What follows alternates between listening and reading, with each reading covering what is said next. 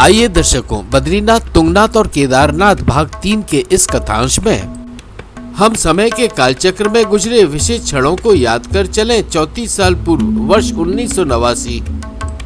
मित्रों, भाग 1 में आपने देखा 30 मई 1989 हमारा पारिवारिक जत्था अपना बद्रीनाथ धाम और भाग 2 में 31 मई 1989 पंच केदारों में से एक तुंगनाथ का संपूर्ण भ्रमण संपन्न कर पहुंचा रामपुर। 1 जून 1989 रामपुर में एक रात स्थानीय होटल में रात बसेरा कर हम चल दिए अपने अगले पड़ाव लगभग 30 किलोमीटर की दूरी पर स्थित केदारनाथ के आधार शिविर गौरीकुंड।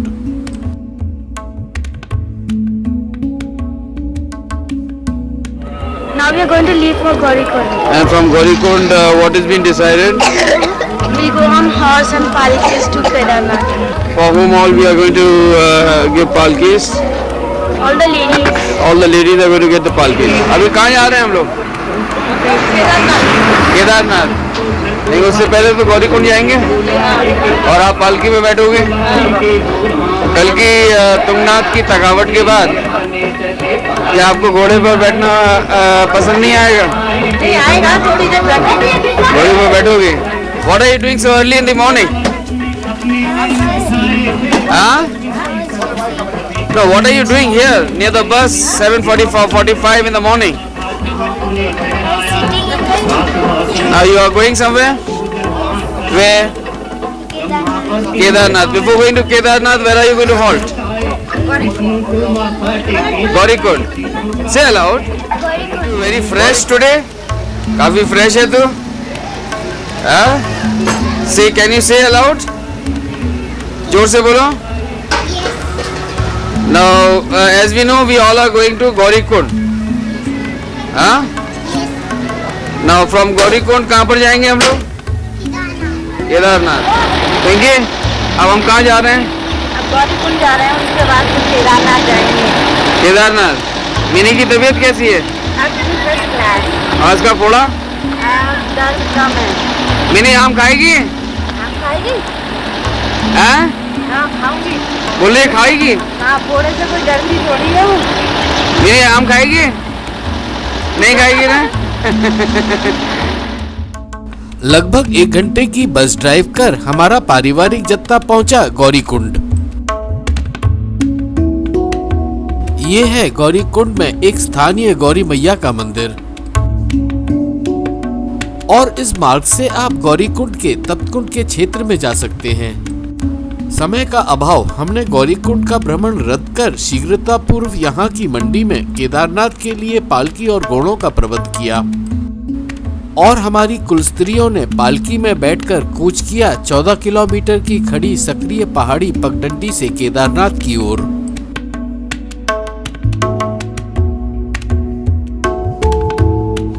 परिवार के बच्चों और मर्दों ने ये कठिन केदारनाथ की यात्रा घोड़ों पर सवार होकर करने का निर्णय लिया। Don't you feel frightened sitting on the horse? No.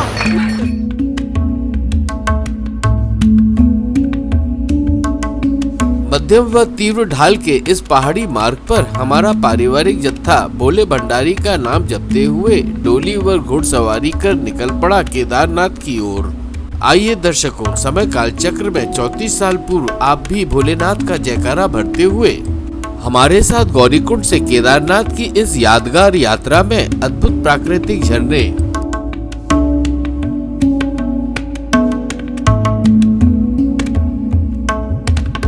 बिगड़ते सुधरते मौसम के साथ हिमालय की चोटियों के रोमांचक दृश्य इत्यादि का आनंद लें। प्राकृतिक दृश्य को निहारते पशु पक्षी और उनके चहचहाने की आवाज सुनते अंततः दोस्तों मंदाकिनी नदी पर बने पुल को पार कर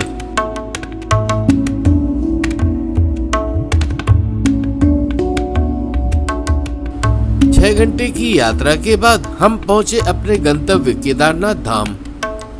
दर्शकों, केदारनाथ धाम अपने आप में एक अनोखा धाम है। ये धाम 3 तरफ से पहाड़ों से घिरा हुआ है, इसलिए यहाँ के प्राकृतिक नज़ारे आपको दंग कर देते हैं।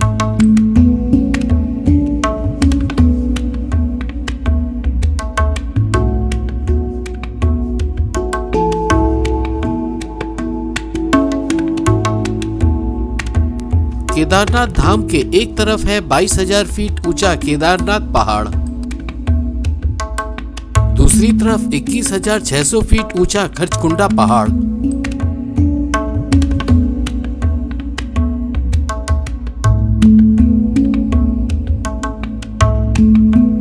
और तीसरी तरफ है 22,700 फीट ऊंचा भरतकुंडा पहाड़। इन्हीं पहाड़ों के बीच बर्फ से जमे ग्लेशियर और झीलों से उद्गम होती है ये आपके सामने बहती मंदाकिनी नदी। हाँ दर्शकों, ये वही मंदाकिनी नदी है जिसने 16 जून 2013 लगभग 10 साल पहले की शाम और अगली सुबह हुई मूसलाधार बारिश के बाद अपना रौद्र रूप दिखाया था। त्रासदी के उस कालचक्र के क्षणों में इसी मंदाकिनी नदी में विनाशकारी बाढ़ एवं भूस्खलन ने इस पवित्र नगरी केदारनाथ को भयंकर रूप से प्रभावित किया था। चट्टानें, विशाल शीलखंड और पानी की बर्फीली 30 फीट तक की ऊंची लहरें अपने साथ सब कुछ बहा कर ले गई थीं। दोस्तों, एक रात केदारनाथ धाम में रात्रि विश्राम कर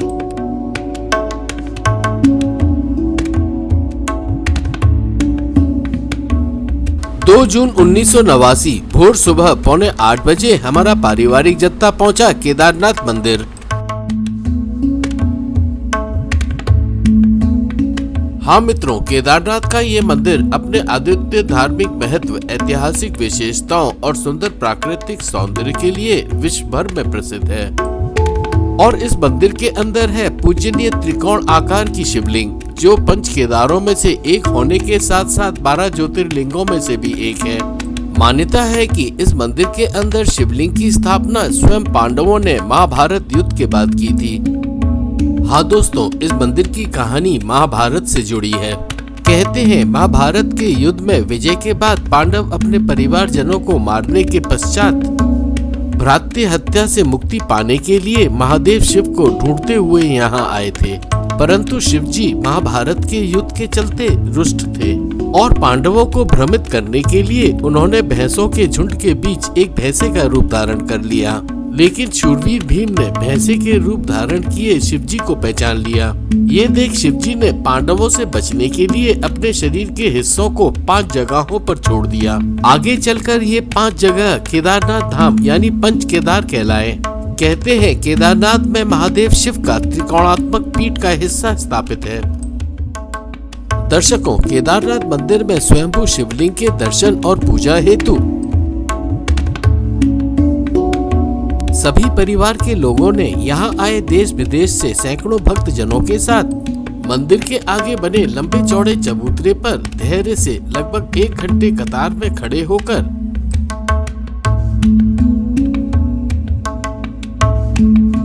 मंदिर के अंदर प्रवेश कर श्रद्धा पूर्वक पूजा अर्चना की।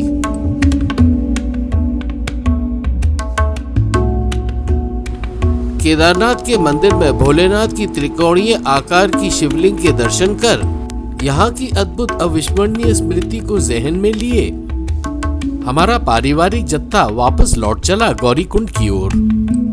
गौरीकुंड पहुंचकर हमने अपने वाहन मिनी बस में सवार हो प्रस्थान किया रुद्रप्रयाग की ओर। रुद्रप्रयाग में हमारे बीच ज्येष्ठ यात्रीगण से हमने पूछा उनका केदारनाथ का अनुभव। तो आप केदारनाथ हो आए? अभी रुद्रप्रयाग पर हो आप? कैसा लगा आपको केदारनाथ? अरे अच्छा, हाँ? अच्छा, इसके बाद अगर कोई आए तो उनके लिए क्या सलाह देती हो? जाइए। अच्छा, क्या उनको सावधानी बरतनी चाहिए? सावधानी क्या बरतनी चाहिए? बरसाती कपड़े ले जाने चाहिए, बरसाती ले जानी चाहिए। अच्छा, तबीयत आपकी ठीक है? ठीक है, दुरुस्त। हाँ? फिर चलोगे? नहीं। हाँ? अभी नहीं। अब दूसरी जगह चलेंगे।